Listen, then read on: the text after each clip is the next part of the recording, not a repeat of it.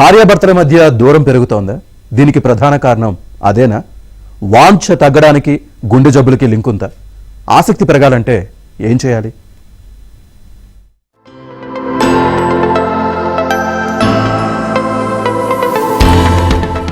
Tobacco నుంచి depression వరకు సంసార జీవితంపై ఎన్నో అంశాలు ప్రభావితం చేస్తున్నాయి.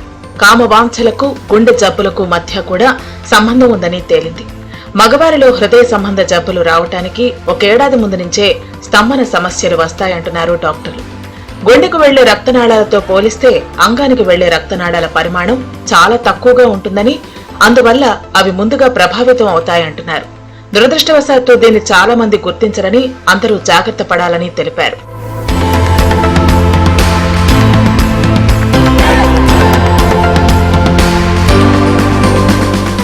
పురుషుల్లో 75% మంది అసలు శృంగార అనుభూతుల గురించి ఆలోచించడం లేదని తేలింది.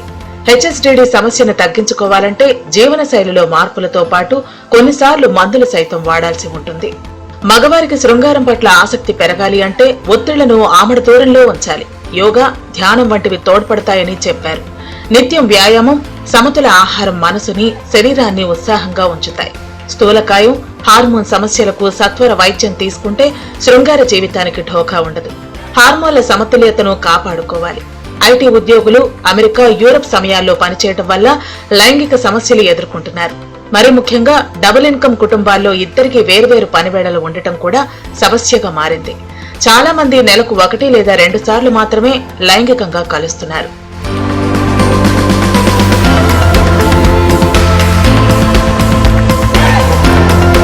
నిండు నూరేళ్ల దాంపత్య బంధంలో ఆలుమగల్ని కలిపి ఉంచటానికి ఎన్నో అంశాలు దోహదం చేస్తాయి. వాటిలో మొదటి స్థానం శృంగారానిదే. ప్రస్తుతం చాలా మంది దంపతుల మధ్య ఇదే కొరబడుతుంది. పురుషులతో పోల్చితే మహిళల్లో సాధారణంగానే లైంగికాసక్తి తక్కువ. భార్యాభర్తల మధ్య అప్పుడప్పుడు చిన్న చిన్న గొడవలు రావటం సహజం. అయితే ఇద్దరిలో లైంగికాసక్తి తగ్గిపోవటం, శారీరకంగా ఇద్దరూ దూరమవటం వల్ల ఇవి మరింత పెరిగే అవకాశం ఉంది.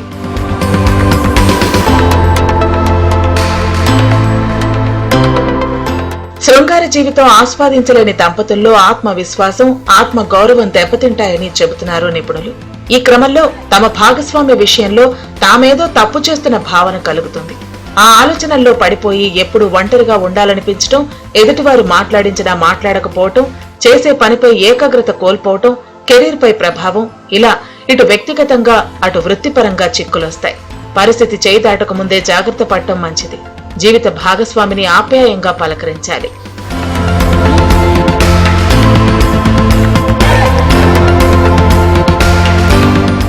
లైంగికాసక్తి తగ్గటం వల్ల సంసార జీవితంలో పెరిగిన దూరాన్ని దగ్గర చేసుకుని తిరిగి మునుపటిలా అన్ని విషయాల్లో కలిసిపోవాలి అంటే దంపతులిద్దరూ కొన్ని విషయాలు దృష్టిలో పెట్టుకోవాలి. హెచ్ఎస్డీడీ సమస్య ఉంటే మహిళలు మోనోపాజ్ దశకు వెళ్లిపోతారు. దీనికి వైద్యుల సూచన మేరకు చికిత్స చేయాలి. దంపతులు సాన్నిహిత్యం పెంచుకోవాలి. దీనికి కమ్యూనికేషన్ చాలా ముఖ్యం. వ్యక్తిగత, వృత్తిపరమైన ఒత్తిళ్లు, ఆందోళనల్ని తగ్గించుకుంటూ సమస్యల్ని కలిసి పరిష్కరించుకుంటూ ముందుకు సాగితే సంసార సాగరం నిత్య నూతనమవుతుంది. లేకపోతే సంతాన సాఫల్య కేంద్రాల చుట్టూ తిరిగినా పిల్లలు పుట్టడం కష్టం.